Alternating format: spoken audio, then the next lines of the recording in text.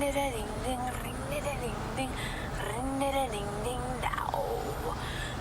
this with me. I'll start the first round, then you come in, okay?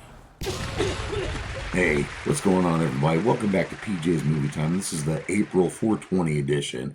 All you people out there rolling your doobies, getting high, vaping, whatever, munching on some edibles. I just visited a dispensary in Michigan.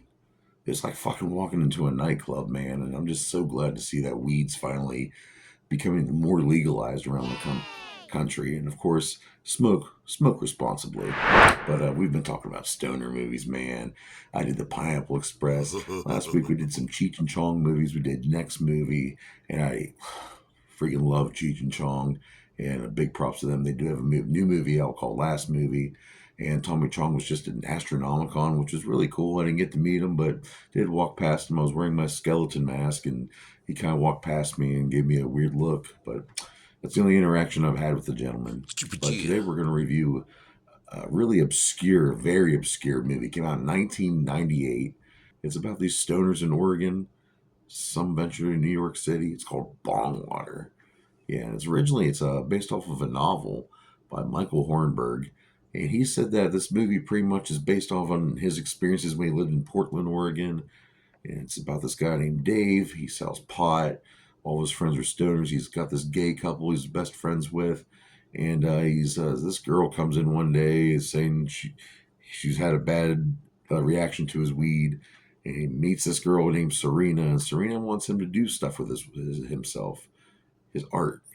And she's not very patient with him. She's quick to leave him. She ditches him. She goes to New York, gets in a whole bunch of trouble. Meanwhile, his house burns down in between these events, and he's trying to get back on top. He runs into Jack Black in the woods. They go on a big acid trip. A lot of stuff to unbox here, but the movie came out in 1998, and it was kind of a movie not a lot of people heard of. But back then we had these things called video stores where you went and rented movies. I know they don't exist anymore. But this is one that was always on the shelf called Bongwater. Right here's the original DVD cover. Like you said, the nice butt and the Daisy Duke shorts. Later on, they would update the poster to be more appropriate. And but there's a lot of stuff to unpack here, folks. Like I said, it's pretty much a love story. You know, Dave, he's in love with this girl named Serena. Doesn't really want to admit it. Same with her. She ventures to New York. She kind of wants to come back to Oregon. He falls with this other girl named Mary.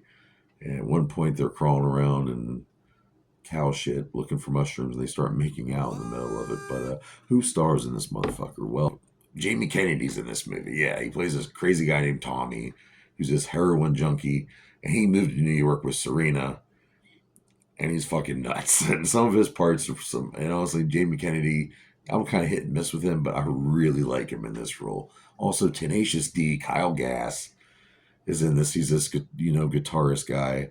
And then we have Jack Black, the classic Jack Black. He's really young here, playing a guy named Devlin, who is just playing these really catchy, fucked up songs.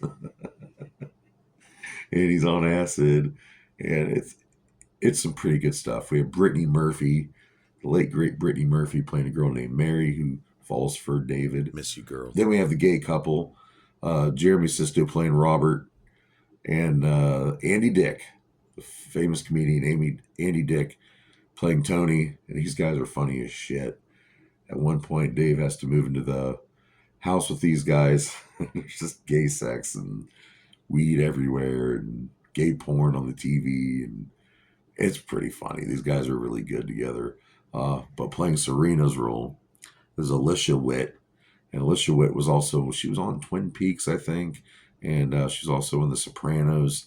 She's a pretty good actress. And she's in this movie. She's the love interest of David, who's played by Luke Wilson. Luke Wilson, everyone knows Owen Wilson's brother. This guy's great. He's been Idiocracy. I really enjoyed him in Idiocracy. He's also on the DC comic show Stargirl. Really accomplished actor, really good stuff. And I love his acting in this movie. He's just always in a state of confusion. Plus, he's always high all the time. And he sells weed. He's got weed in the freezer. And always getting phone calls from people wanting them to stop over and buy weed off him. And then he falls with this girl named Serena, and he does artwork on the side. And he's got some really fucked up looking artwork, like this one here. I might have to blur out some of it, but it's pretty funny. I thought UFOs are involved in this. A lot of this was filmed in Portland, Oregon, and other parts were filmed in New York City. So, and that's where it takes place, which is really cool. Not a whole lot happens in this movie, people. There's a lot of dialogue. Um, there's some weird. It's a dark comedy. It's got some scenes that are kind of shocking, but all in all, it's a decent movie. It's on Peacock right now if you really want to watch it. But there's really some of my favorite scenes. Well, Andy Dick, he's probably one of my favorite parts of this movie. At one point, he's smoking out of a carrot because his character can't roll joints for shit. Another one is the Mary character played by Brittany Murphy. They're out in the cow field looking for mushrooms with David, and there's gunshots going off because there's pheasant hunting going on, I guess. Well, they end up starting making out all the cow shit. In this movie, you could really smell this movie. I graduated in 2002. Me and my buddies, all three of us got this house, became a party house. We didn't smoke weed at the time, but there was always empty bottles sitting out, ashtrays, and so you could really smell this movie, like the smoke, the weed, the stale beer in the air. It takes you back to your early days when maybe you still party like that to this day. I can't do it anymore. I can't handle that shit. I can't hang. All right, I have to go to bed at some point. But I do enjoy me some weed. Toasted. Oh, another thing, Brittany Murphy takes a poop in the woods in this movie. Well, she's about to. She gets interrupted by Jack Black. So, if you really want to see a rare stoner movie, which is a dark comedy, it was directed by Richard Sears, and the screenplay was done by Eric Weiss and Nora McCoby. It's a silly script, like I said, based off the novel. All in all, this is an okay movie. I revisited. I really haven't watched it probably in 18 years, maybe longer. I watched with my homie Jimbo. I know you're watching. My homie Jägermeister. We watched this, and it's silly as fuck. Make sure you don't watch it sober because it's not going to be good at all. But I'm going to have to rate this movie 1.5 out of 5 dog dicks. That's an okay rating. But join me here next week on PJ's Movie Time. We're going to do one more stoner movie for the month of April, 420, all month long. I'll give you guys 5 choices to pick from.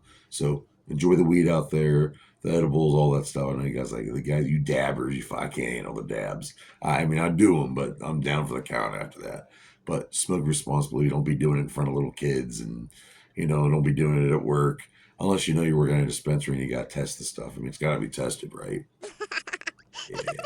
All right. So join me here next week on PJ's Movie Time. Until then, take care of yourself, pay the bills, feed your kids. You know what? Ignore that negativity and keep it to the side. Whoop whoop.